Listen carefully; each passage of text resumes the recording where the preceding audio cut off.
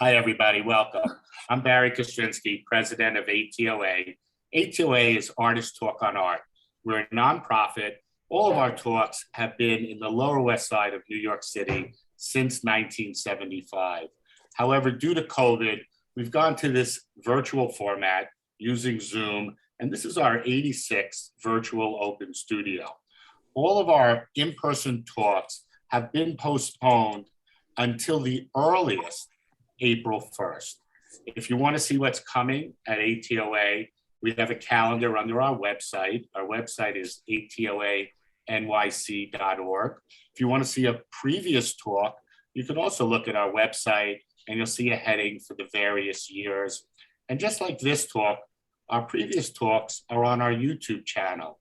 There are links for this on our website on just about every page. Very easy to see. For 2022, we have a slightly different format and we have a new time coming, and as well, a new Zoom password. We've used the same password for all of 2021. In 2022, the password is on the website. There will be emails coming out sharing the information with you. We have a new time. It's going to be 7 p.m.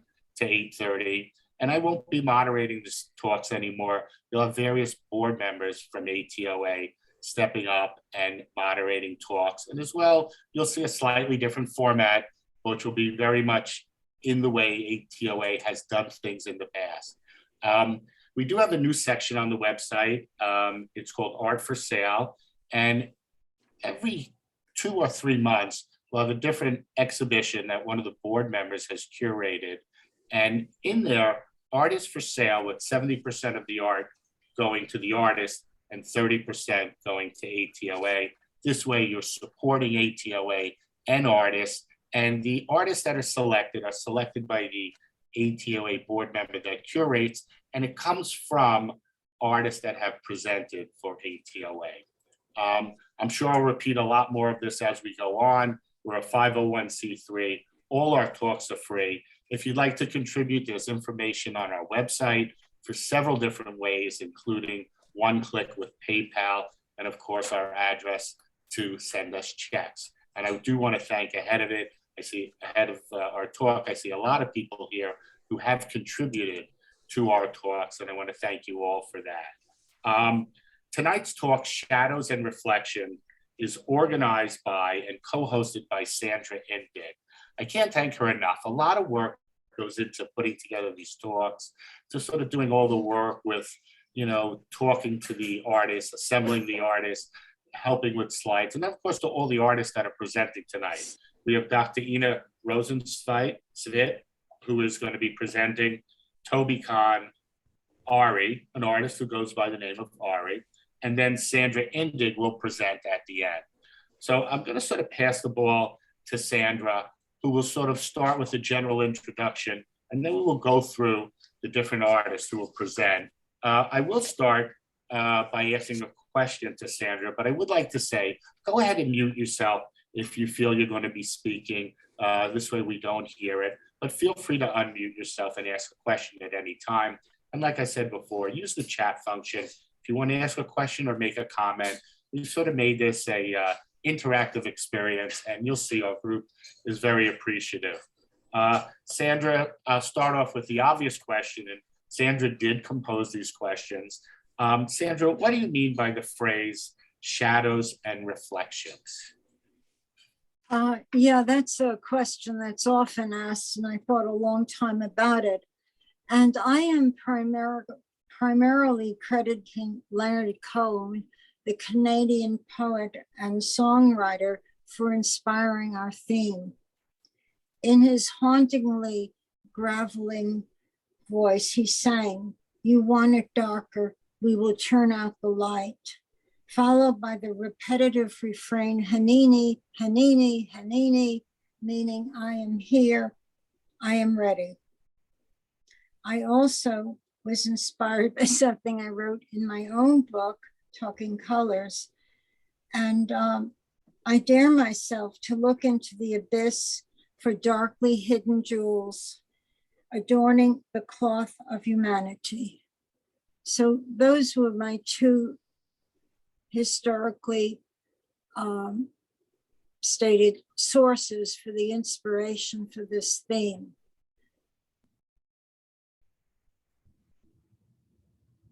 Okay, thank you, Sandra. And I think I do want to thank Ari ahead of this. Ari's going to be screen sharing everybody's slides except for Ina. So thank you, Ari, for helping us with that. And I think we'll move over to Ina. And Sandra, you did want to pose a question to her. So welcome, Ina Rozentsvit. I'll ask you to unmute, Ina. You can go ahead and start to share your screen and your images. And Sandra, you can go ahead and pose my question. Yeah. Okay. My question to Ina is there a framework or concept that would explain how our panel of artists representing many different perspectives are able to come together to relate to the same theme? Hi, hello everyone. Thank you, Sandra, for the question. Of course, I knew questions beforehand, so because that's how I was able to prepare a little bit. So I am not an artist per se, but I work with Sandra often on various workshops that related to art and related to our perception. Since I am a neurologist and neuropsychoanalyst, I am bringing this kind of like a brain view on how we see different things and think about the same or opposite, how we see the same thing and reflect, or our reflections or our shadows are different. So I wanted to bring, like most of you probably know, the beholder share phenomenon here, but I want to bring it back, like even if you use this concept to understand like the shadows and reflections of each person, how they view life as it is now, so we don't, why it's close to my heart phenomenon is because it helps me not to see the world as divided and polarized, but it's more coherent and whole. And so I will try to tell you about how I see it. So I will not use the whole screen because I want to be able to go back and forth in slides. So just forgive me for that. So the image of a shadow can carry powerful meanings in literature and art. In Jungian psychology, a shadow can refer to two different concepts. In one sense, the shadow includes everything in the unconscious mind, good or bad.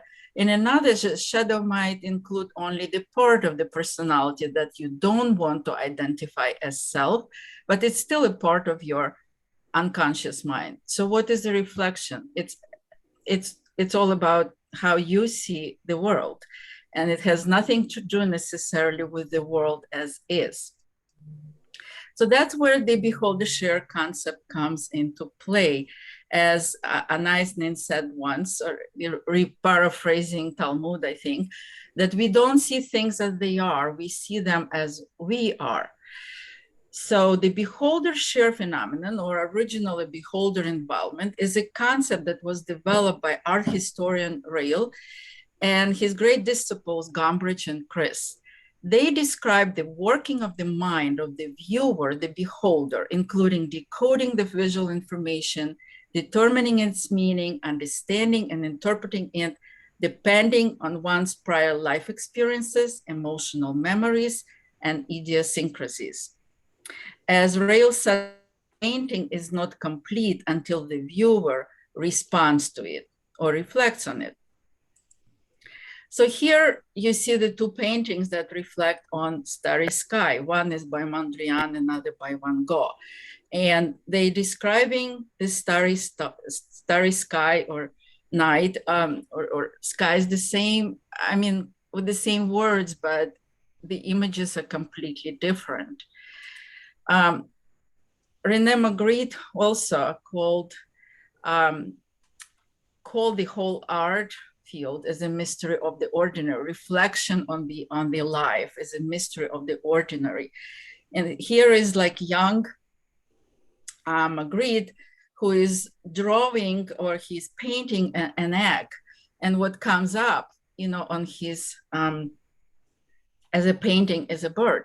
So he's seeing an egg, but his mind brings the bird. That's the reflection, the same as woman that is stripped of her self, of her, her main parts of her personality via rape, is perceived by Magritte differently than anybody else would perceive rape.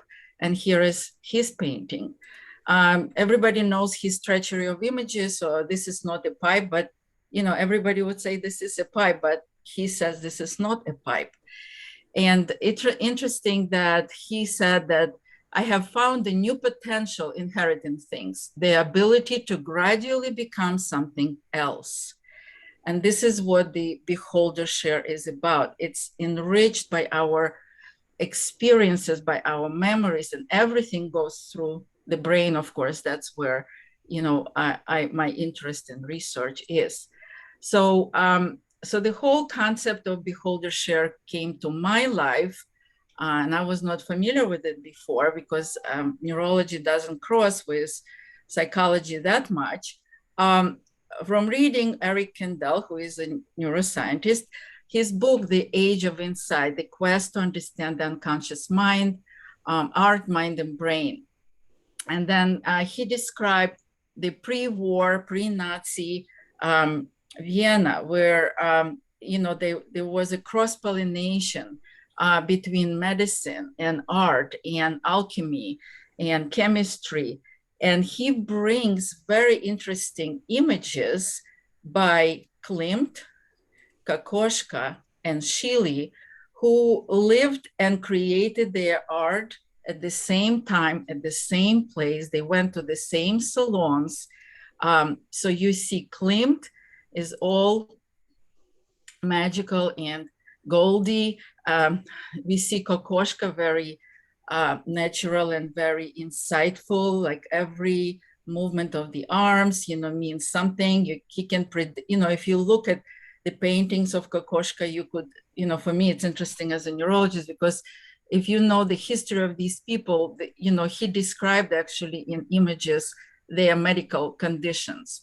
And then we see Schiele, which some people cannot tolerate to look at because, they think he was crazy. So he was not, but they saw the same world, but their beholder share brought different images to life and to us and left to our memories.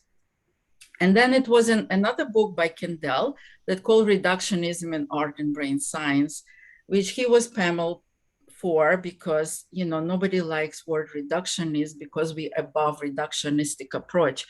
People didn't really understand him well, but what this book brought is another set of paintings and artists and perceptions and reflections from people from the same era, Pollock, de Kooning, Rothko, Katz, Warhol.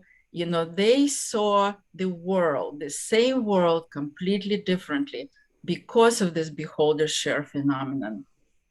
So this brings us to to question how is that beholder share, different in one person than the other, and usually it's like few hours talk, but now I have only 15 minutes to talk about it, so I will just skim through and will just tell you main parts, and if somebody wanna interested to talk about it again, we can meet on another occasion. But the main processes and phenomena that going on in the brain are here on this slide that are allowing us to have the beholder share phenomenon. That's neuroplasticity, that is ability of the brain to change, neurointegration, integrating the movement and the sensory and the speech and the vision and everything else. Neural circuitry, of course, neurogenesis, and the main phenomena of brain laterality, wire together, fire together, don't use it, loses. Those are all very deep and very interesting concepts to talk about, but we don't really have time today for it, but the main concept is brain connectivity.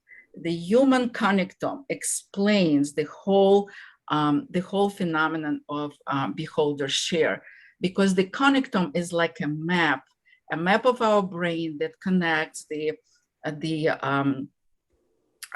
hippocampus, where all the memories are stored, that's very deep in the brain, with the thinking brain and the deciding brain, which is the frontal lobes, with the visual brain, which is the back of the brain, with speech area that gives us tags. Without the tags of what we see, we cannot really produce anything as human beings, because our communication is in language mostly. And even if we communicate with images, each image has a tag that marked by language. If we don't have that, then there is no communication, because that's our alphabet. So in the vision, if I have to bring like main ideas here just to think about, we have to remember that vision is not just information processing. It's information processing. It's not the image transmission.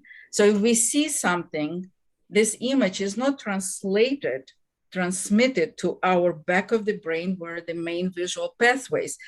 It is processing of the information. First, it's contours and colors, and then there are, and then when we get the first information with contours and colors here, the first visual area, then there is a request going to the speech area asking what it could be called. The request going to emotional area. How do I feel about it? It requests going to the hippocampal area. Did I have that before? Do I have a memory of that? It requests going to the right parietal area. Where is it going on? So all these requests are coming back to the visual field and covering the blanks and bringing the information in, so we can understand what actually we are seeing in the moment. So here is the very complicated visual pathways.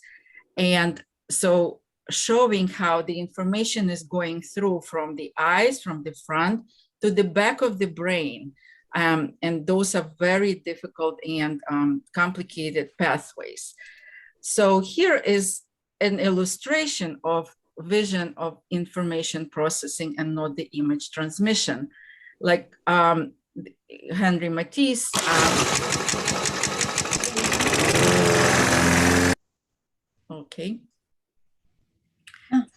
said that I don't paint things, I only paint the difference between things. While Kazimir Malevich did not paint the difference between things, as we see his boy with this knapsack, color masses in the fourth dimension. Not everybody really understands Malevich. So it was his beholder share, it was his era, his place where he came from, like he was my countryman, that he brought forward in his painting. Now here is a Michelangelo's beholder share. These images are taken from an article that was written in 2010, a while ago, by two neurosurgeons, and they called it Concealed Neuroanatomy in Michelangelo's Separation of Light from Darkness in the Sistine Chapel. What the authors are showing here, that the creation of Adam looks like exactly like a brain. Yes, look exactly like a brain. Mm-hmm. And the Adam apple and the neck of God looks like a brain stem, the main parts that connect the big brain and the rest of the body. Okay, so that's how they saw that Michelangelo, the anatomist, Michelangelo, the painter, reconciled his understanding of anatomy and his understanding that was forbidden at that time, but he was able to get to the corpse and to see brains and hold the brain in his hands and to paint something and put it to our memory now, this understanding of the creation of Adam being, a reproduction kind of of the brain. So we, as I said, we don't have, so how much time do I have? I have just 1 minute left, I think. Okay, so I think that probably that would be it. So the scanning of connectome here. So that's where the connections. So from reasoning to speech, to motor control, to hearing, to reading, to vision, everything comes together in the brain to produce the images that we have in our brain, understanding of how we see the world. And then we might paint them, or maybe we paint something first, as somebody said, and then we start to understand how we see the world. Maybe it's all the way around. So I don't think I have more time. But you actually do. You actually have till 6:32. So you've got a good 5 minutes more. Oh, okay, fine. So I will go back to, if I do have, I can go back to, what other things are important to understand the beholder share is that concept of the triune brain that was put forward by Paul Mclean, that saw the brain as a three functional layers: reptilian brain, all mammalian, and human brain. And he developed this concept. He was a neuroscientist. He was neurologist that was a social scientist and neurologist. So he had this, he birthed this idea in 1960, but he wrote about it in 1990. So 30 years, he didn't have kind of guts to publish because people thought that he was crazy, that this is too simple, this cannot be. And, but his idea is great because it explains how everything comes together, from the reptilian brain that controls our breathing and our heartbeat and everything in our body, yes, to the mammalian brain that navigates through our emotions and limbic system and our memories and hippocampus, and then to the human brain that is like a helmet, covering, like 3 millimeter helmet covering the whole brain all over. And that's where our reasons and our rationality is coming from. So, so our response to the world is, using this triune brain theory could be seen as response through the first level, through the reptilian brain, through fight and flight phenomena, through some kind of trauma that is going on in one's life. So if we see, for example, somebody's images of the same world, like I worked with veterans who came from Afghanistan, or, for example, and the whole platoon was gone in front of their eyes, so the whole group was gone in front of their eyes of their friends, that they were brothers. Yes, one person can put himself together and, with the same images that were in front of them, they couldn't put themselves together and become something else bigger than life, and having their own companies and forth, and without three extremities even, and so on, and keeping the family together while others are broken in pieces. And it's all because they are processing is going on through different levels. Like, so if you go only the first level, then that's where the broken world will be. And that's where everything will be, where the fight or flight, and there is no memories. Everything starts from zero every time you wake up in the morning. But if you are allowing yourself to go through hippocampal area, meaning through the memories, through the emotions that happen, through, surviving it again, and combining it with your first response that is very fast, that is to escape the stress and the trauma, then it will be a slower, but it will be more coherent path to see the world. And if we allow ourselves a little bit more time, a little bit more reflections, and a little bit more ruminations, and going through the cortical area, so that is deciding whether to take everything seriously or not, to accept these memories or not, to accept these emotions or not, to see, the world around us as all enemies, like here, or maybe not. And that response is even more coherent, and it produces the reflection that we see in art that is more coherent for that person. It doesn't have to be for everybody the same. So that's why I would say that and here is again the connectomes, okay? And also I wanted to bring in like female and male brain. We are equal as people, but we are not equal in how we're processing the information. The male brain processes information front to back, very logical, mostly very straightforward, while the female brain is more, why not, how come, consider this or consider that. It doesn't mean that the males cannot learn how to be considerate and the females cannot learn how to be straightforward, but biologically we are prone to have completely different ways of being, and it's okay. And it's also sometimes reflected in our art or how we perceive the world and in our beholder share. So I think that will be it for me. If somebody want to ask a question now or later, I don't know, Barry, please tell me like how it. Ina, thank you very much. It was wonderful. Thank you. For working together throughout the years, I'm familiar with this concept of the beholder share and the brain and so forth. And the connectomes really fascinate me. There's always more to learn, a ton. You only scratch the surface, but I do want to add that you have a forthcoming book. It's called Neurology is Destiny, a guide to brain, mind, soul matters. And I'm really, really interested in reading that book when it comes out. Thank you again. And I do want to open it up to anybody who wants to ask a question of Ina. I know you all understood everything she said on the first second she said it. This was such light material. It was really great to hear. Any questions, feel free to just jump in and ask anybody.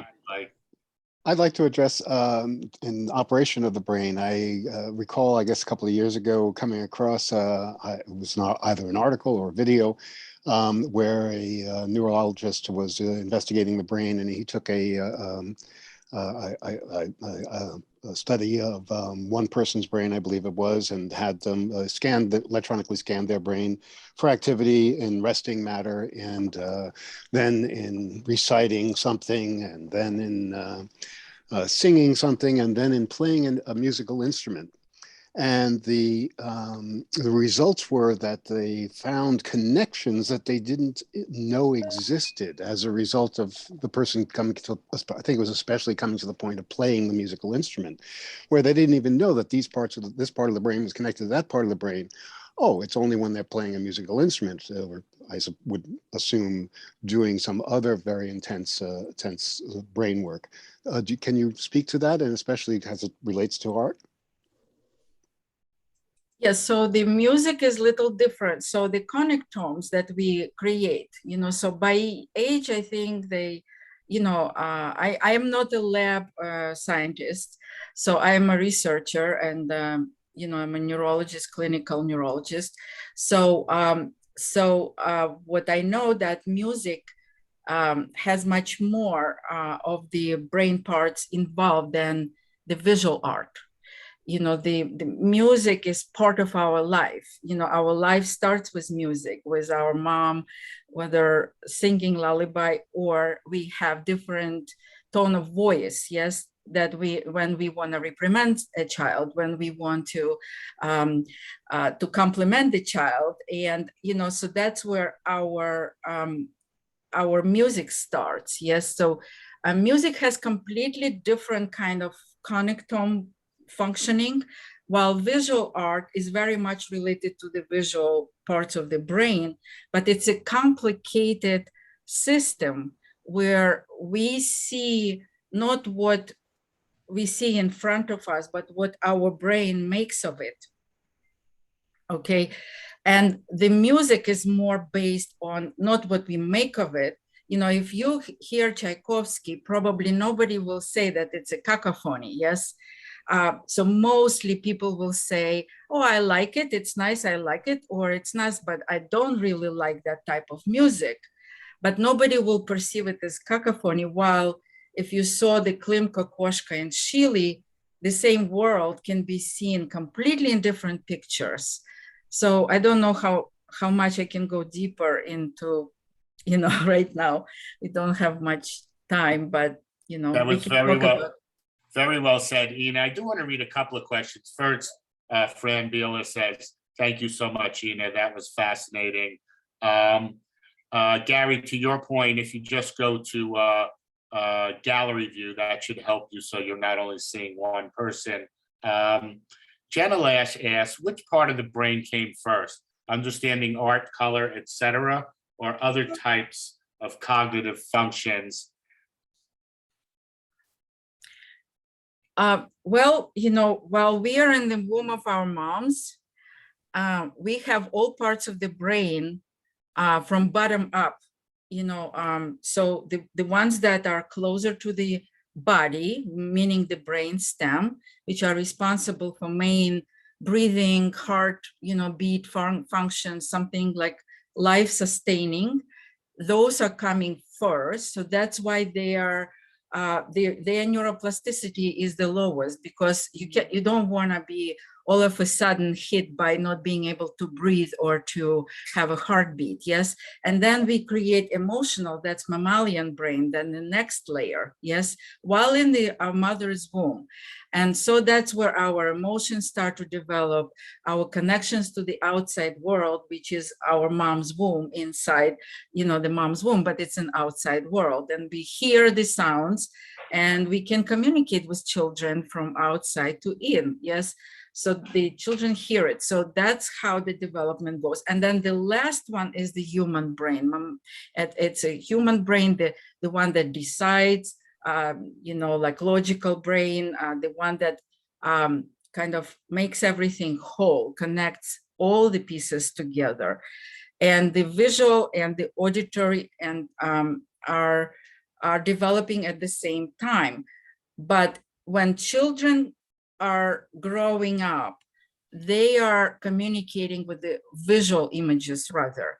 So they don't know how to talk yet, but the images are there. That's why they use this ability of children to see images and understand what they mean by teaching them early to read, by showing the picture and the word, and they just remember how it looks, you know, like they don't even know the alphabet, but they talk in pictures. Autistic children or autistic people who are grown up, they more talk in images. And that's, you know, that's described, you know, by many people. So it's not like one after the other. All of the parts of the brain, they are growing together. But the first comes the brain stem, the reptilian brain, then the mammalian, the emotional, and then the logical brain. So that's why the logical brain is the most fragile one, and also the most malleable one, because we can change how we think. We cannot change how we breathe that easily, and we don't want that, you know. So I don't know if I answered the question, but You did very well. I just want to point out, Cindy Lutz Cornett says music awakens parts of the brain in patients with dementia. There are also some other excellent questions here. Alyssa Pritzkus asks, is there a connection between the brain and the heart? yes, of course, yes. So there is a brain connection to all parts of our body. So that's where the psychosomatic illnesses start. Like when we say, you broke my heart, you know, like when somebody like not liking you anymore, not loving you anymore, you're breaking, or the mom's heart is broken when the child gets, you know, some kind of disease or, disadvantages. It's not really the heart is breaking, it's our mind connection with the heart is reflecting on how we feel about it. The same as with guts, the same, like if somebody has a lot of anxieties, they would usually have a lot of symptoms of IBS. It's like when we have syndromes, that means we don't know really the diagnosis. So IBS is irritable bowel syndrome.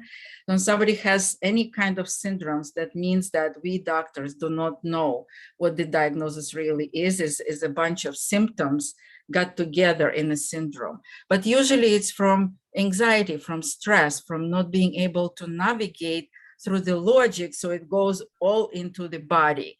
And there is a brain guts connection, brain lungs connection, brain heart connection. Yes, it is. Just one other question I'll read. Monroe Hada asks if the male and female brains have been proven to be that different. I assume that's so, but I will expand upon that and ask you, why do you think it is that men and women have their brains acting in different ways? Okay, well, what I showed, that was a study. That was not my just idea. It was a study. They had 50 males and 50 something females, and they put them through the functional MRI, which is showing the function of the brain, not just the pictures, not just how it looks, but they were asking certain questions. They had to decide, the subjects had to decide on answers to certain situations. They could see their eyes moving, like something was shown, and they are in front of them in the on the screen. That's why the functional MRI is so beautiful to understand the function. And the female brains were tracking back and forth to their left and right. How come? Why not? What ifs? The male brain were more straightforward in answering or solving the same question. It doesn't mean that this is a composite of the 50 something subjects on one on the other side. It doesn't mean that females cannot teach themselves or cannot put themselves through like daily training, through the meditations, through this, through that, or male to do the other way around. But originally at the base, we have different ways of navigating the world. They didn't say why, it was just a study, like just as a fact. My understanding is evolutionary. Evolutionary males could not afford to think if the lion or the wolf is a good person or bad person, has children, doesn't have children. They had to kill them, yes, so they had to be more straightforward. That's my 5 cents on it. And the females had to say, oh, this child is like a little bit more sick or like weakly. I have to give a little more milk to this child rather than that child. And some other species decide, okay, we'll kill that child that is weakly because we don't want that weaklings. We want like strong species. So I think females had to navigate more like how comes and what ifs, and and that's why, like evolutionary, that's how we become. But it doesn't mean we cannot teach ourselves be different. Ina, I'll have to say your 5 cents is worth at least $5. Thank you for all of that. I'm going to have Sandra introduce Toby Kahn. Toby's our next speaker, and Sandra's going to lead off with a question. Okay. Yeah. I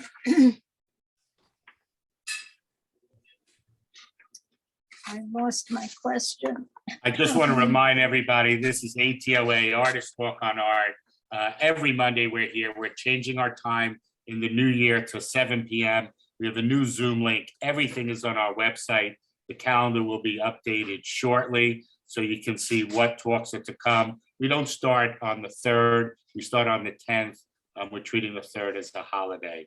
Thank you. Thank you. Welcome. Yeah, thanks for reminding us. Okay, Toby, I'm going to ask you, would you comment on the importance of visual language and on art as healing as it is visualized in your work? Well, first of all, that was such an interesting first conversation, and I'm bowled over by, it's very hard. I've been making art full time since I graduated graduate school in 1978. I got my first degree at Hunter in photography and printmaking, and my second degree at Pratt in painting and sculpture. And I've been teaching at the School of Visual Arts, pretty since then. But when we talked about this subject, Ms. Sandra, when you asked me to do this, you said, I'm very committed to art and healing, and I'm very committed to the fact that artists make art, but without a viewing audience, the art doesn't really do anything. And I wanted to talk tonight about different works of art that I did really to bring healing and bring beauty to the world, but for a specific purpose of using shadows and reflections. And I'm going to start with a piece I did in 1993 for Jane Blaffer Owen. I don't know if you know New Harmony, Indiana, but New Harmony, Indiana was the first utopian society in America. And the Blaffer family is from Houston, but it's in New Harmony, Indiana. And we'll start with the first image. This is a piece made out of granite and bronze. It is on a piece of land right near the Barn Abbey and the Wabash River. And once a year it floods for 2 months. And when Jane asked me to do this sculpture in Indiana, we walked around the small town, and she had told me about this one area that floods once a year. And I thought, I've always loved the work by Robert Smithson, Spiral Jetty, but I didn't want to do something that would be underwater most of the year. But the Wabash River floods, and it comes through this whole wheat field and comes up to where you can see where the sculpture is now. But the rest of the year, it is a backdrop of a wheat field, and it's become a place that people go to get married. And when Jane had Philip Johnson do the roofless church there, and Richard Myers to do the atrium, she had many architects and artists create art.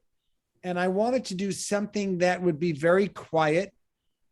You wouldn't see it right away, and that you'd have to go down this long road to get there. And I've always been very interested in Stonehenge, and the fact that a piece of art could look like it was always there, even though I made this piece in '93. I used granite that came from South Dakota. It has beautiful mica chips in there. So, at night it glistens, and the bronze inside it's a 5-foot bronze sculpture that looks very much like an angel and two figures embracing. I found in the last lecture so riveting when you talked about Michelangelo and how the brain works. I find that so interesting, and I wish I had thought about it before, but maybe I did and didn't realize it. I wanted the figure inside the stone sculpture to be very close and protected, but people have gone there. In fact, when they got married and the two partners stood on the side of the angel and put their hands between them to connect. So I wanted to start with this piece over here. So let's go to the next image. That is how it looks up close. And what was fascinating to me, it was the first outdoor sculpture I'd ever done. I was honored to do it. I've done over 30 since then. But I wanted the stone to look like I did nothing. So it was very funny when I went to the fabricator. I flew to South Dakota to get the stone, and then I went to Chicago to actually make the work of art. But I had to do stainless steel rods inside the piece, so the top piece would never fall off. And when I worked with the engineers, when I went back to New Harmony, they said to me, we could make this more even and it would look, like you did something. And I'm saying, no, I want it to look like I did nothing. And that was very, it was very interesting to listen to engineers trying to convince me to change what my idea was, because they wanted it to look, structurally sound. And it's been there now for 30 years. And every time I go back and I meet some of the people there that were involved with it, they say, now we finally understand what you meant. Even when you put it up, it looked weathered. And now it feels like it's part of the landscape. And that is why I put stones throughout, because they do not have granite in New Harmony. So I got a dozen blocks of granite to put around so that when you walked around there, it didn't feel like it was the only piece of stone there. All right, let's go to the next. So the Wabash River, before you go, do you mind going back for a second? I'm so sorry. Do you see that line in the background? That is where the Wabash River is. So it's not more than 8 feet when it floods. And I'm very happy to say over 30 years, it has never flooded higher than this. And I also love that the trees line it all the way in the back and it sits in a specific space. And we picked that exact space. Now, the next project I'm going to is I did a Holocaust Memorial for the city of La Jolla. And that was a very complicated project because I was given a space very different than what I did in New Harmony, Indiana. Here, it was in a public space. It was in a Jewish community center in La Jolla. And it was in front of a building. And it's very funny. The architect here will know, I never heard of this, but they had won this building until I did the project, had won the, I think something Onion Award, which is like the worst building created. Because it was done on a very limited budget. And when I put the granite over there and I put the garden in there, they lost that award. And the architect that I worked with was so thrilled. So what we did is, again, I used granite on the wall, and it was on public property. So it could not say, it had to be very carefully framed, because it couldn't say for the Jews killed in the Holocaust because it was on public property. So what I decided to do was I would go to all the major newspapers in La Jolla and ask anyone who lost a relative that was a father, mother, sister, brother, any of the relatives that Hitler would have called Jewish. Anyone could pay $18 and have the name of the person that was killed on the wall. And then I decided we should find out every concentration camp that people died in. And then I wanted to have all the righteous people of the world that hid Jews during the war. So I'm very committed to the number 3 in Judaism. There's a saying, Olam Omed al Shlosha Devarim, that the world stands on 3 things. And I use that number 3. And in fact, in Christianity and in many, many different faiths, the number 3 is very important. So there are 9 panels of granite. And that mentions every person in that area that was killed. And on the top, it says Zachor, Gedankt, and remember. And so it says all people that perished in the Holocaust. And it was very important to me to have an olive tree there. And that is an olive tree on the side. It's in front of a kindergarten. So I had to make sure, which I didn't realize, that I wanted there to be a brook of water, but you couldn't have that because kids could come out and play and, God forbid, drown themselves if they put their heads in. So it's a very low, the water is recycled and goes through the 2 bronze sculptures. And it's a figure of a woman / tree and a child / figure reaching up, and the water comes out and in essence waters the garden, even though the water is totally recycled. And there's another watering system in there.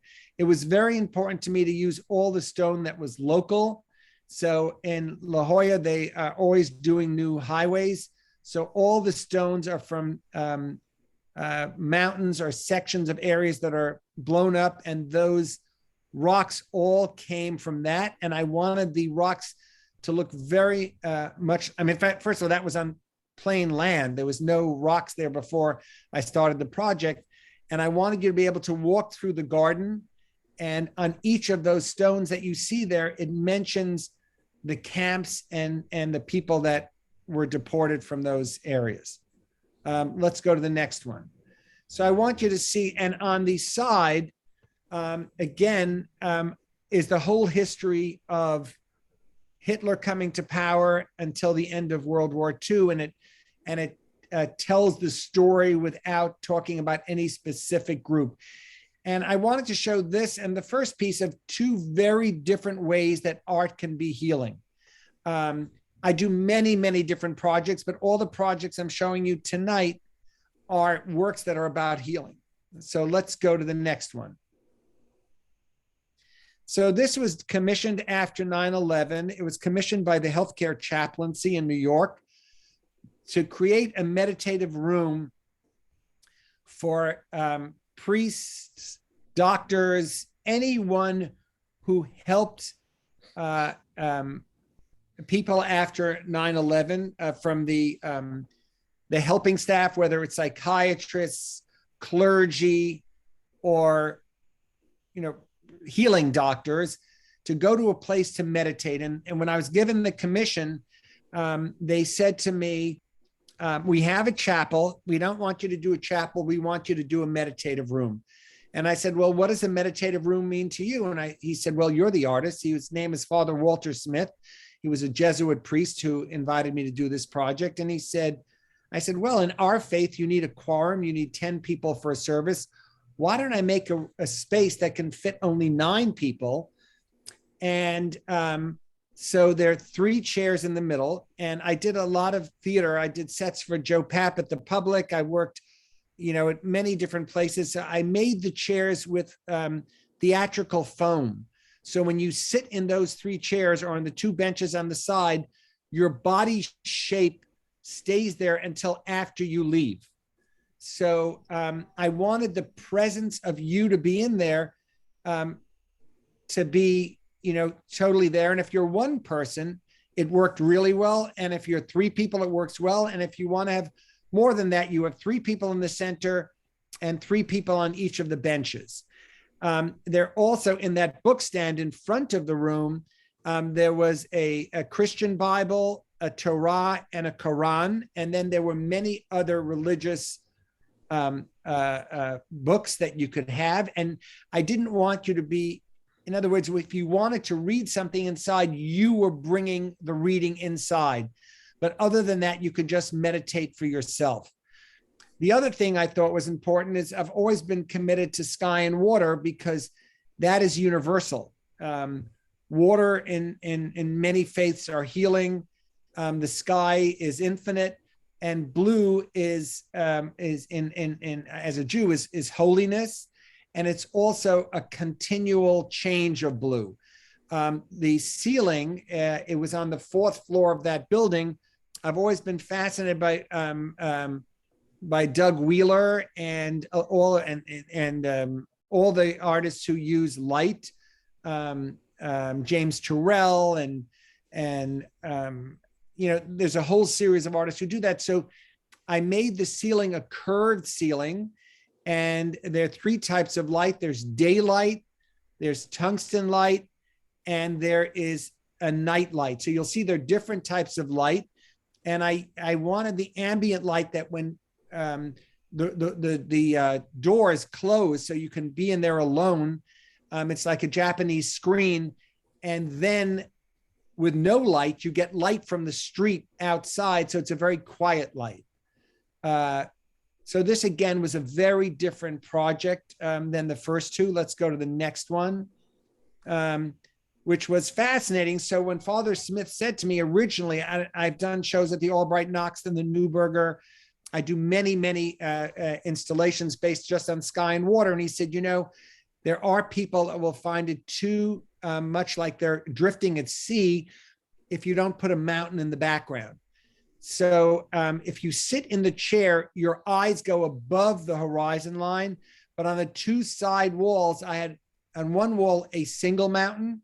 And somebody said to me, every summer I go, my childhood best friend, who's still my best friend, is a scientist, and we go to Woods Hole every summer. And somebody said, that looks a little like Martha's Vineyard, from looking at it from Woods Hole. And I said, that's great, but it's much flatter. But, I'm happy that people bring their own, as the last lecturer said so brilliantly, is the viewer brings their own history to every experience. And to me, that is really crucial. So I try to not give too much information, but I give enough information to get the viewer to feel like they're integrally a part of the act of creation. All right, let's go to the next project. So this was a very important project in 2000, between around 1999 and 2002. Many of our friends, my wife and I married in our mid-30s, and many of our friends married in their 40s. And we knew many people that were having miscarriages. And this was right after somebody had been at the healthcare chaplaincy meditative space. And they said, I know, we'd love you to do a project for us that's a very private loss, which is a miscarriage. And many people don't even want to discuss the fact that they had a miscarriage because they felt, they never talked about the fact that they were pregnant. Or so I was asked by numerous people to make this a small sculpture, and it's bronze. And it's about the loss of something that never existed, but you dreamt a lot about that existence. So if you look into it, you see it looks very much like an amorphous shape. And, the people, unfortunately, who've had miscarriages will say when you have to have, have whatever's left inside of the woman's womb taken out, there's this very amorphous shape that, anyway, it's too hard for me to even talk about, but I wanted that if you put your hands in there, you would feel that shape. But it was like something that never happened, but could have happened. One of the reasons I wanted to show this after the other projects is I don't think that every project has to be for a group. I do believe healing pieces can be for an individual. I was just commissioned by the 9/11. Well, I'll show that later. So I'll tell you. So I've done many projects for different types of healing. All right, let's go. Toby, Yeah. Can we figure just another minute or two of What? time? Just about 1 or 2 more minutes of time. Oh, that's all we have. I'm so sorry. I thought, let's go quickly then. Okay, sorry. I was losing track of time. I really apologize. No problem. Lots of content here. All right, let's go to the next. We'll go to the next ones very quickly. This is a piece that I'm now doing for a hospital, for an emergency room. These are sky and water paintings. Let's go to the next one because I want to finish the, this I did for the Educational Alliance. I did this for a 9/11 at the 10th anniversary of 9/11. That middle piece is in the 9/11 museum collection. They're different sculptures that I made to be like the same scale as the World Trade Center, with plaques on there with no names on there because people kept dying. And those are 2 different charity boxes, one for first responders and one for people who died at 9/11. Let's go to the next. That is, it's looking, as a child, my family used to go to the Windows on the World, and this is looking down at the city from Windows on the World. It's the city mourning its own building. Let's go to the next one. This is an Omer counter, and this is 49s of, it's between Passover and Shavuot. It's 49 days of loss. Let's go to the next. I'll end with the last one because I only have another minute. That's a dream sukkah. Let's go to the next. Let's end with the last one. That is a box for collecting. It's a new form of a new ceremony about thinking every year how you can do better. And it's to write down what you're thinking of. And it's, again, very much about the fact that the world is going through such a rough time and the environment. It's about underground and underwater and land and destruction. And let's go to the last one, and then we'll end with that last one, I think. Go to the next one. I'm sorry. So this is the last piece I'll talk about. I was commissioned by the MTA, and they gave me the last two pieces of steel from the World Trade Center, and they asked me to do whatever I wanted to do. And I took the two pieces of steel, and these are at the Gray Art Center in New York. And it's, in fact, in February, it's going to be unveiled at the 9/11 Museum. And it's about communal death and individual death. And I'm sorry that I went over. So yeah. Thank you, Toby. You did great. You did great. Thank you, Toby. Thank you. I'm going to hold off. I'm going to hold off on the comments that are in the chat. And Toby, feel free to read the chat and respond to the group to some of the comments that were written. Again, this is ATOA, Artists Talk on Art. We're a 501c3. Information about future talks, past talks, it's all on our website. And new starting time, 7 o'clock, starting on the 10th of January. Go ahead, Sandra, and ask a question of Ari to sort of start them off. Welcome, Ari and Sandra. Thank you. Oh, but thank you, Toby. That was incredible. We need a lot more time that we don't have. Okay, Ari, regarding your images, would you please comment on the relationship between our collective memory and symbolism of colors and shapes in your work? Thank you, Sandra. Yes, of course. Thank you, Barry, as well. And Toby, that was really, really amazing and very inspiring. My name is Ari. I'm originally from France. I was an architect for buildings for a few years. And then I separated art and tech from being an architect. So now I'm a tech entrepreneur and I'm a painter. And I'm painting since I'm 4 years old. And I want to show you two types of paintings I do. I've been doing them for about 5 years now, because I was painting other stuff before.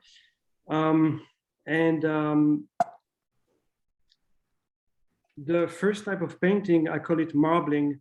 I'm really passionate about science fiction, and you can see some sort of cyberpunk vibe here with marbling. It's a very difficult technique where you never know what's going to be the result. You have a vague idea of what you want to represent or say, but you can never know what will be the end result. And the end result, frankly, is not just what you represent, but as Ina said at the beginning of this talk, it's what people perceive. And I can tell you that people perceive different things from that painting. Some people see a man, some people see a woman, some people see other things. So I really like the dichotomy or different states of perception here. Another one I want to show you here is one I did like a year and a half ago on April 7, 2020. It was during the lockdown of COVID. And that was the beginning of Pesach, Passover, on April 8th. And April 8th is also my birthday. And so I was isolated like everyone else during the first night of Passover, which is usually a very festive and, you spend Passover with your family if you're Jewish. And so for weeks before my birthday and before the first night of Passover, I was really struggling with, thinking about the uncertainty of COVID in 2020. We didn't know what it was. And it took me weeks to think about this painting. And then on April 7th, I painted it in just a day. And the idea here is that the Hebrews, the sons of Israel, crossed the Red Sea. And, after wandering about 40 years in the desert before conquering Canaan, the actual state of Israel. And so I was like, okay, if they did that and they suffered so much for so long, I think I can stay 2 or 3 months in my apartment on lockdown.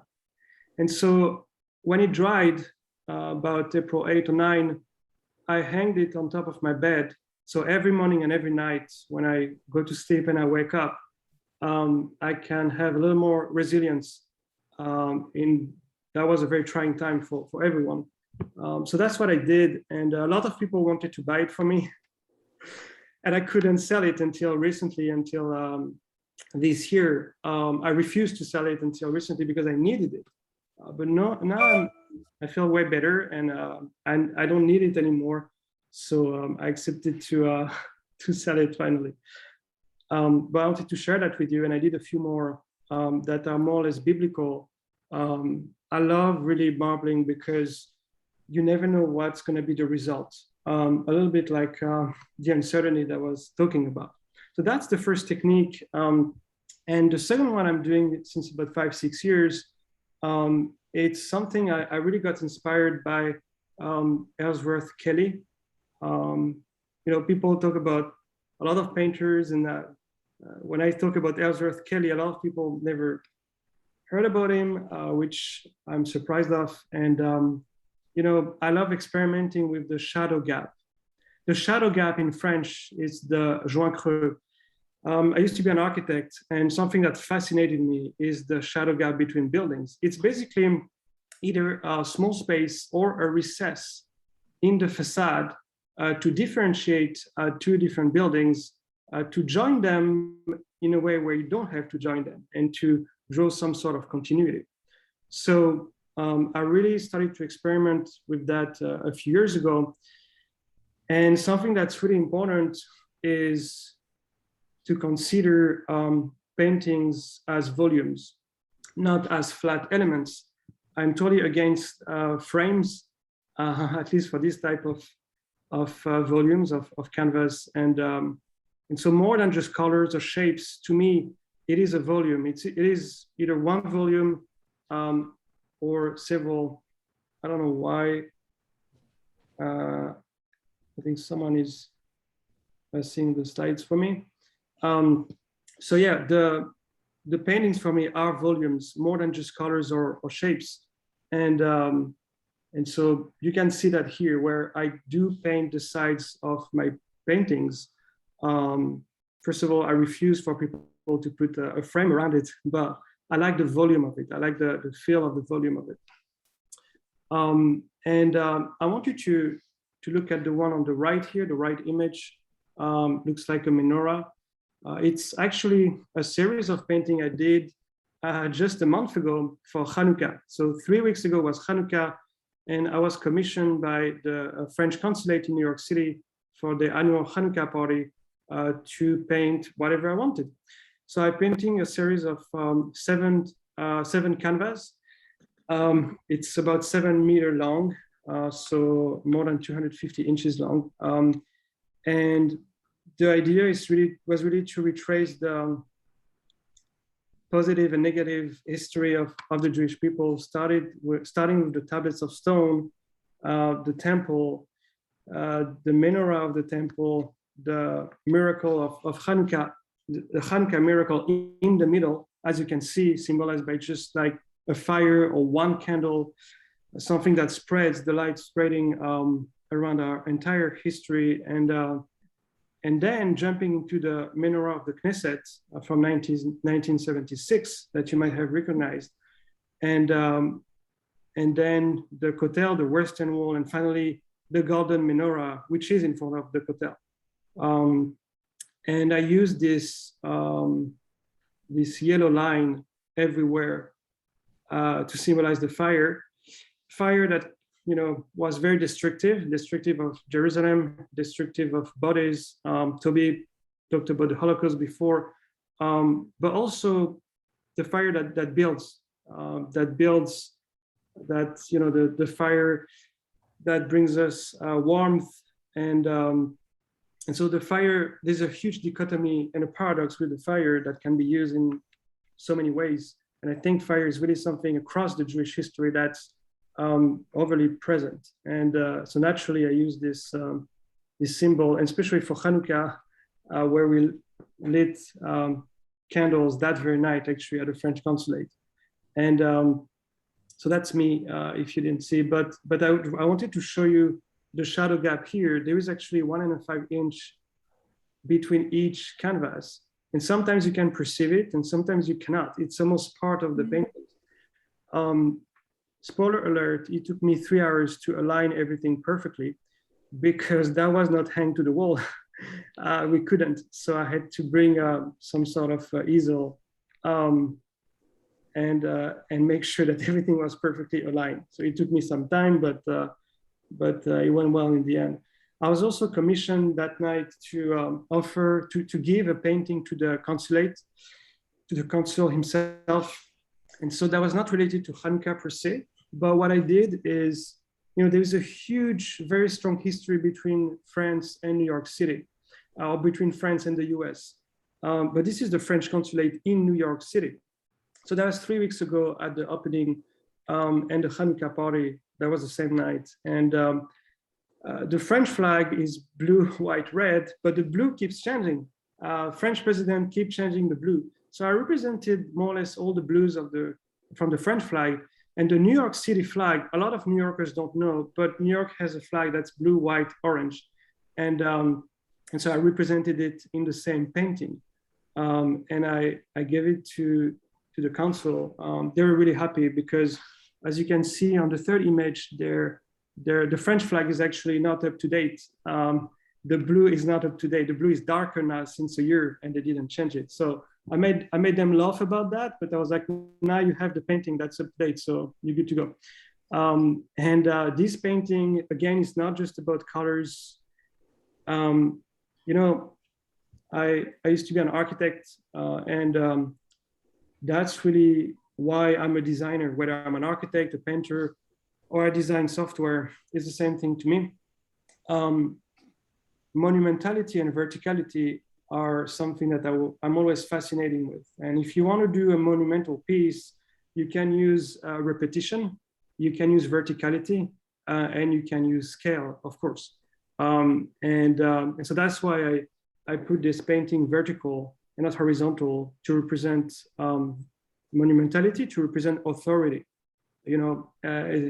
Obviously, when you see a courthouse or a temple, you have a lot of elements of verticality, like the columns, et cetera.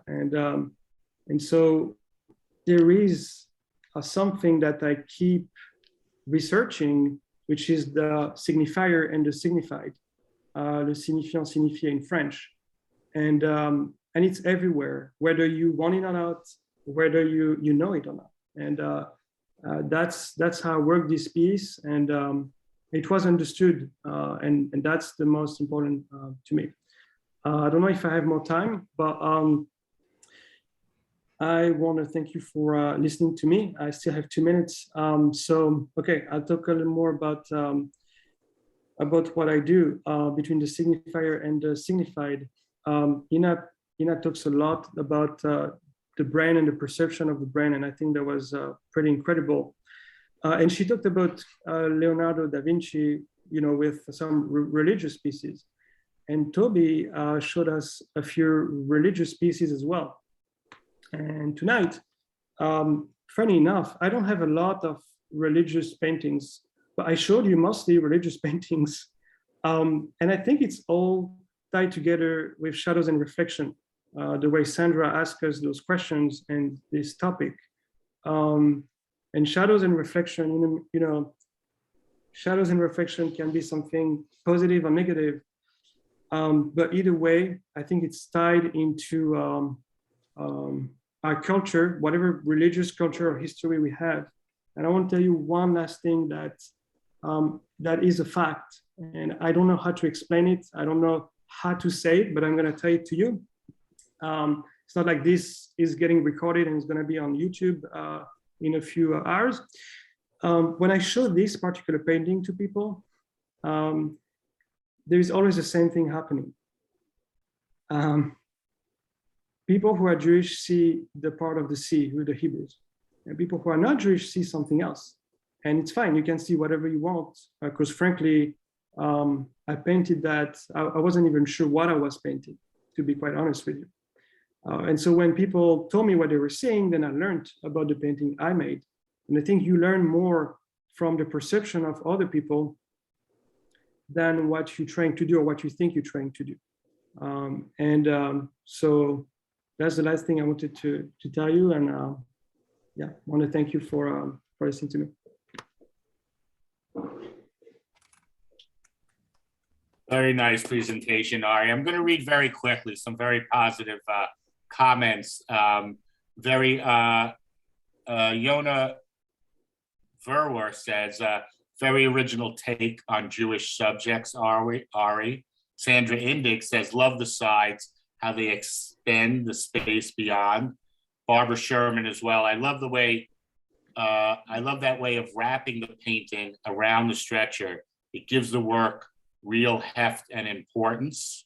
Alyssa Pritzker says, enjoying your paintings, Ari.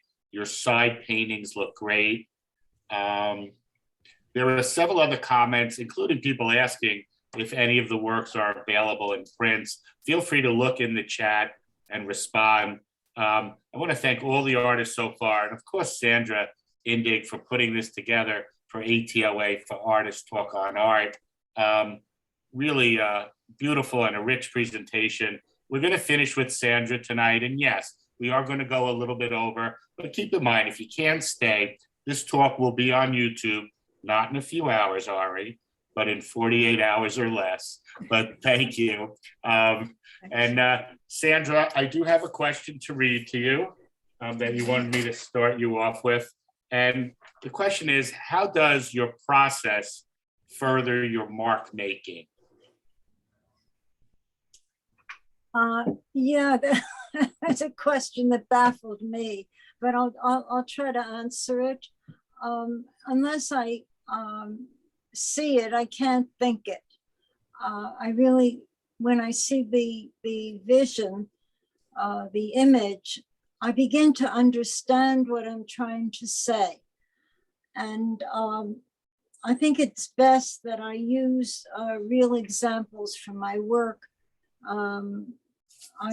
My process is intuitive and associative, and I'm interested in what is not seen, what is not visible, what is behind the veil. And that's been something that's gone on throughout my long art making and writing career. I'm always interested in the unconscious, the stuff that's difficult to say, that's difficult to put down. And I feel that I'm in verbally challenged in a way that I'm just not glib. What can I say? But I want to start with two pieces of work. That's number 10 slide. It's called Mercy, Mercy, and Yellow and Green. And I think that by describing for me what I think is going on, you can understand the process. Both of these. Sandra, you want the 10th slide? Ari, can you go to one of the last slides? Is that correct, It's Sandra? number 10. I believe it's number 10. The one before that, Ari. Yep. It's two slides on the same screen. Yeah. There you go. Thank you. Oh, thank you. Yeah. For me, I look for the worth of a painting if we can have a conversation. And particularly, I'm interested in the conversations between paintings. And I felt that there was a strong conversation between Mercy, Mercy, and Yellow and Green. Not only do the forms, but the colors here are talking about the hippocampus or historic memory, relate to much earlier themes and colors that started out maybe 30 years ago. So I feel that there's a dialogue here. Mercy, mercy, for me, is a cry from a wound, refusing to heal, meeting a fire that never goes out. The ice blue mask ceased to heal inside or next to the diminutive, intimate, and otherworldly yellow on green. You see that in the yellow on green, you have hints of the blue coming through. And I think that the size of this was determined by the strength of the energy generated by the impulse to create the image into the space available and time in which to work. So there's a conversation here, and these two paintings will be exhibited at the Great Hall Gallery at the First Presbyterian Church on 12 West 12th on January 12th. I think it goes through March. Now I'd like to go back to slide 1, which is fire and ice. Now this was done a long time ago. I was very taken in terms of art history with Byzantine culture, I know that. And again, there's this blue forehead. It could represent the intellect. That's what,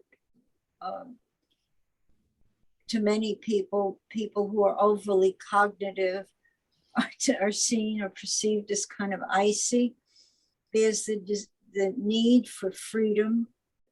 In the birds, I see more than one bird above the forehead. And the orange, orange is one of my favorite colors. It has, and it is related to fire that appears over and over in my work. So the precedent for this juxtaposition, this polarity started, it didn't just fall out of the sky. It started a long time ago. And can we see slide 3?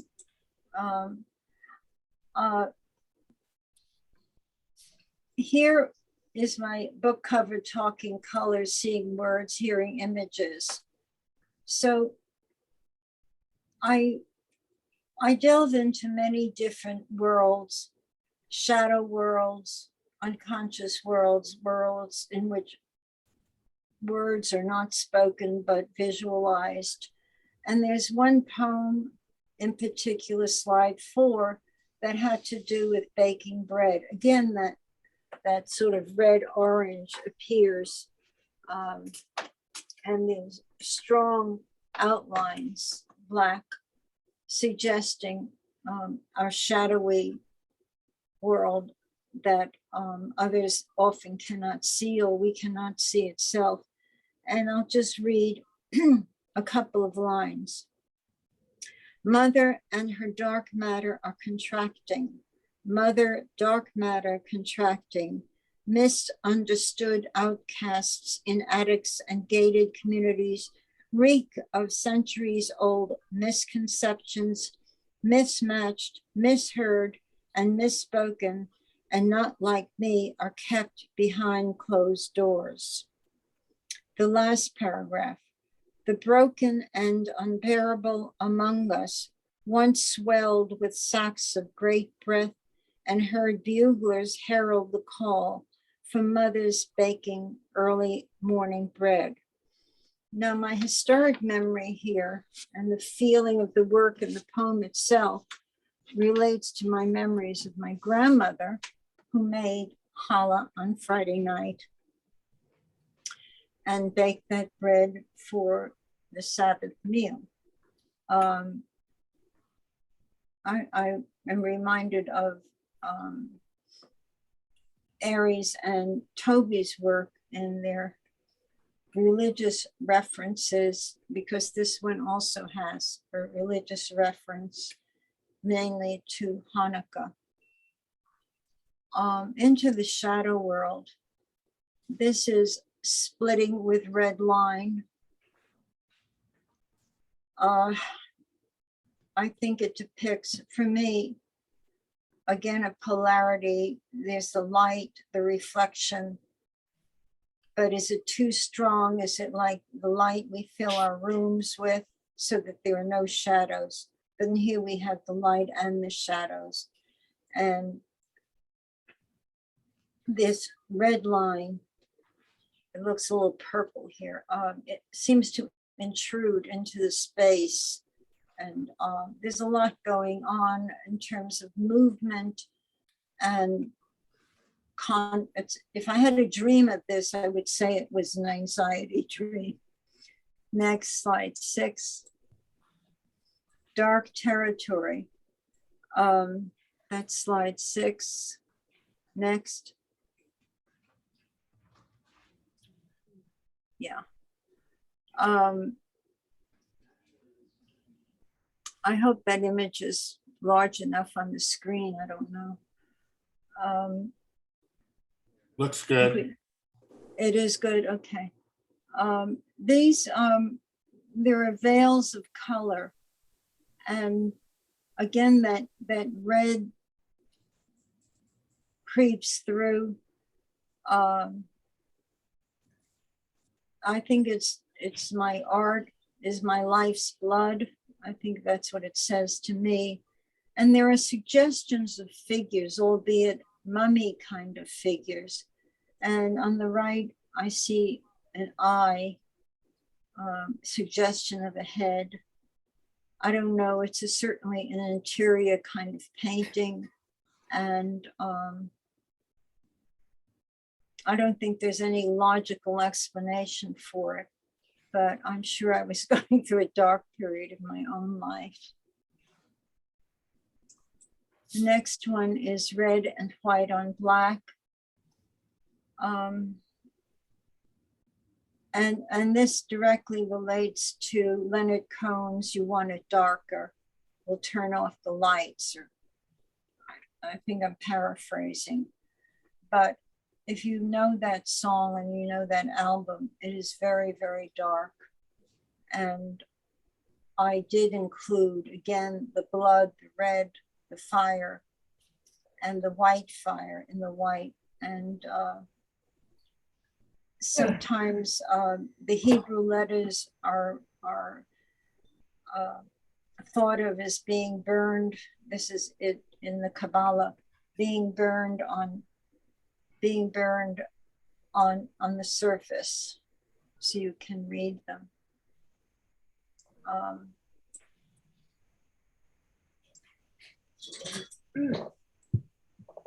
On a lighter note, this is the last slide.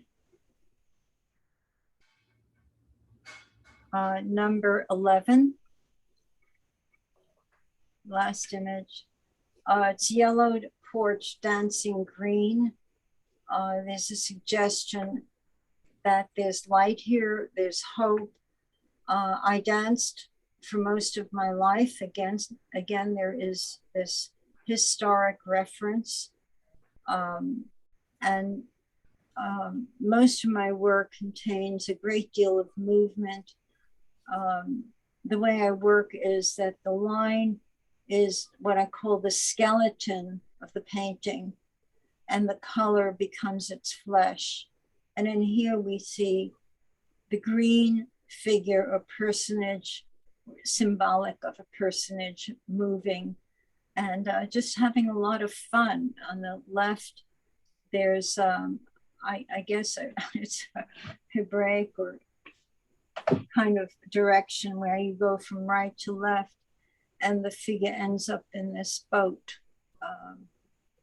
I'm not sure where it's going, but it suggests a boat to me, future. And I think that's it for me.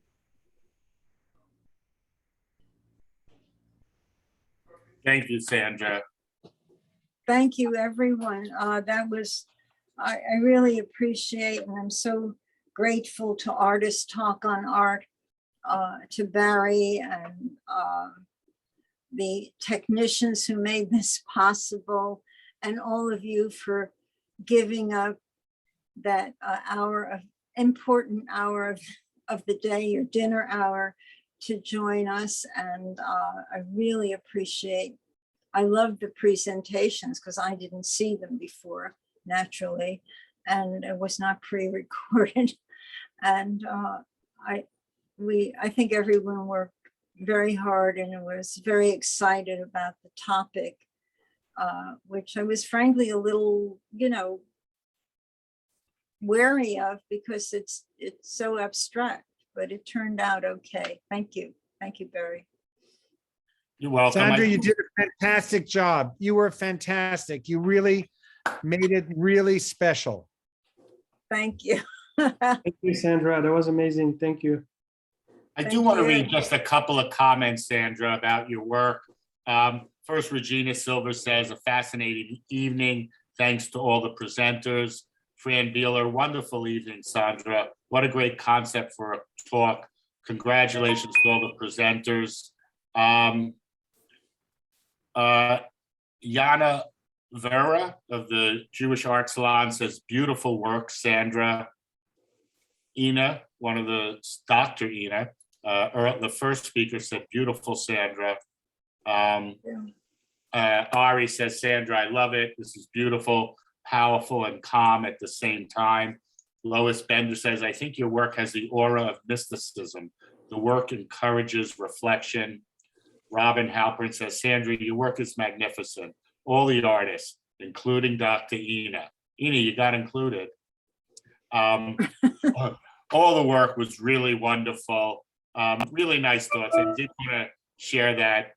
Sandra, one thing that struck me, it seems as if you do the work and then the work's meaning is almost revealed after you look at it and see it.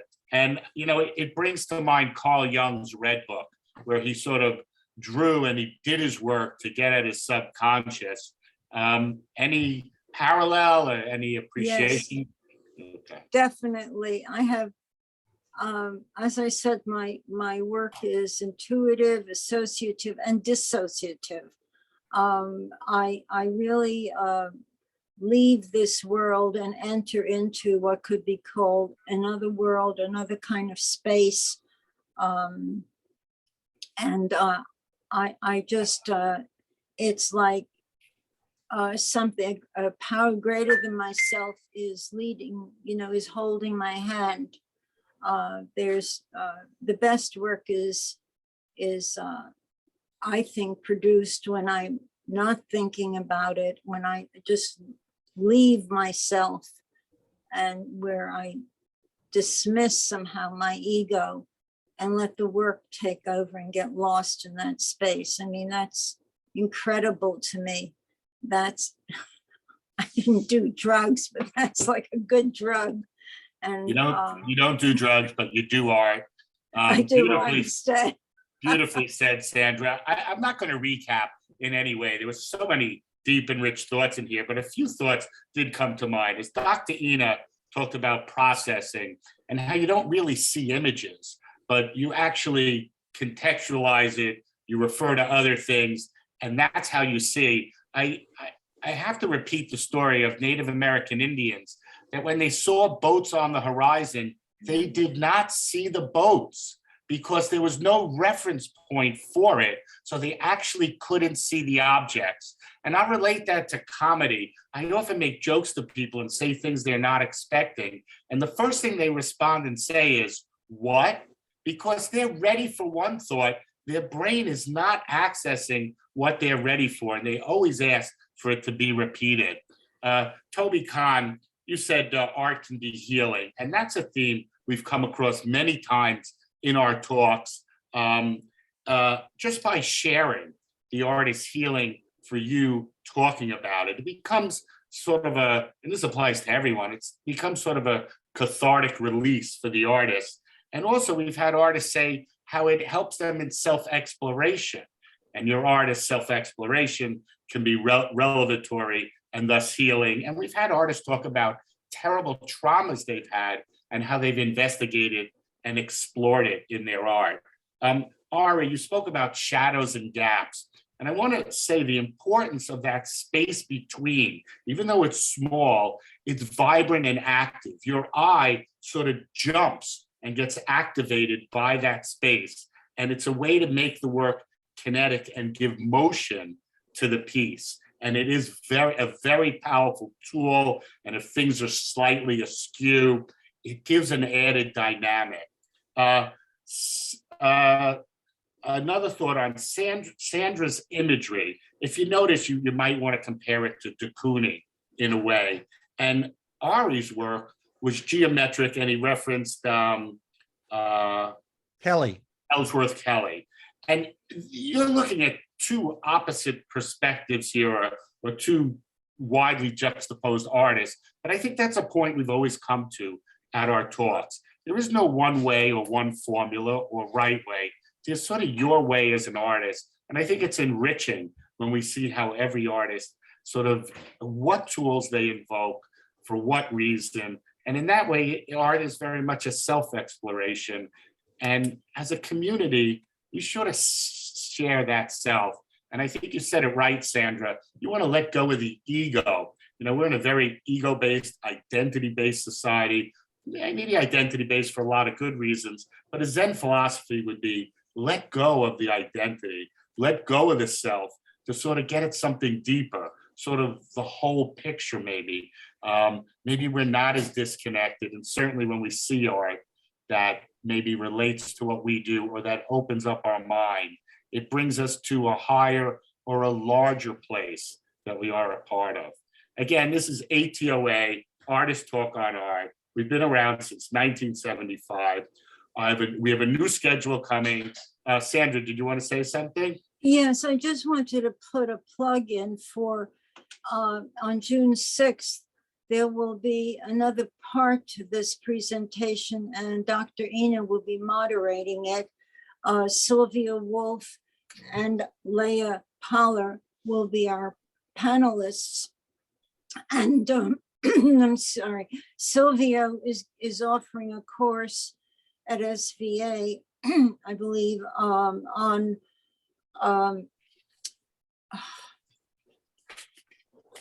I forgot what the course is, but I'll put it up. I think Leah did before, the title of it. But I borrowed part of my presentation on June 6th, the one I conceived of, is visible and invisible. Maybe Ina remembers the title of his course.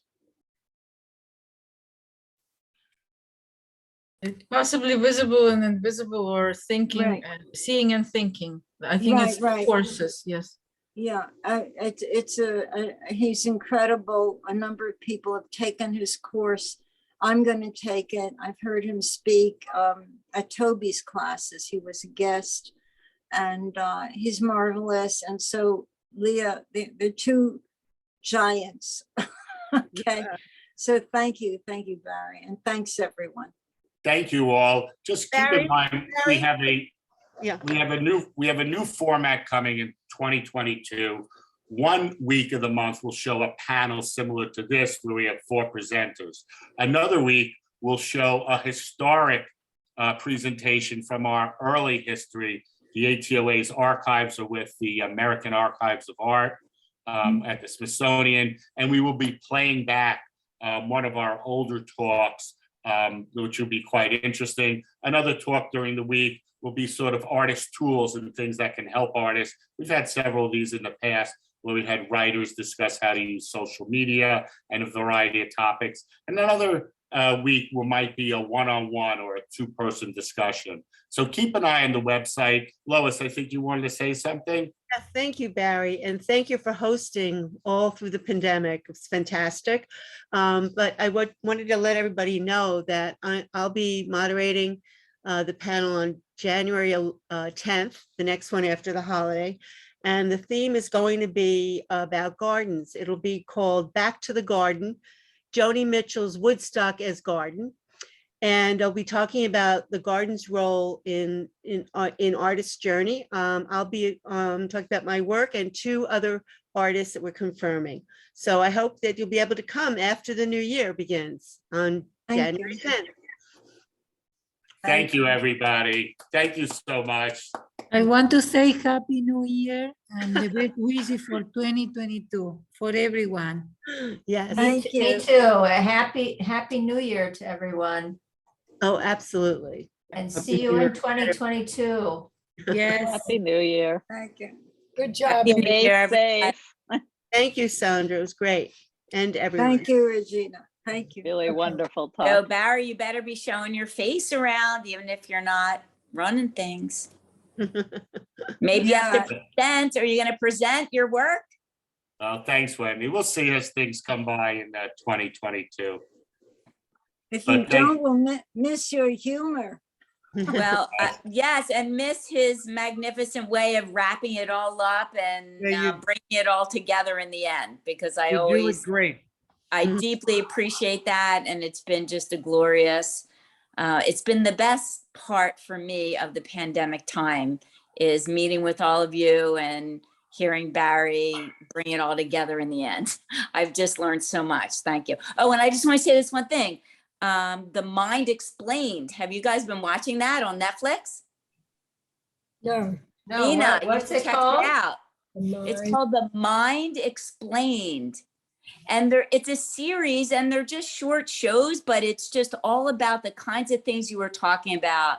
And it's been really intriguing and inspiring and educational for me. I mean, you're obviously more advanced, but it's all the things that you're interested in. So I recommend it if you haven't.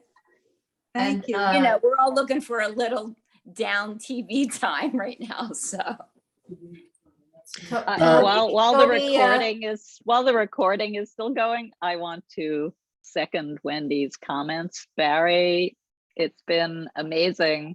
I can't believe this is actually the last one, right? With Barry. Wow, this is a big event. It's been an incredible, 2 years that you've been moderating these talks? Thank you. We have other board members who are going to step up. I'm sure they're going to bring a lot of interesting things to the table.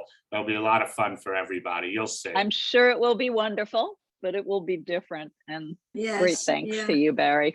Toby Kahn, how do we get in touch with you? I just love your work. Are you? Thank you.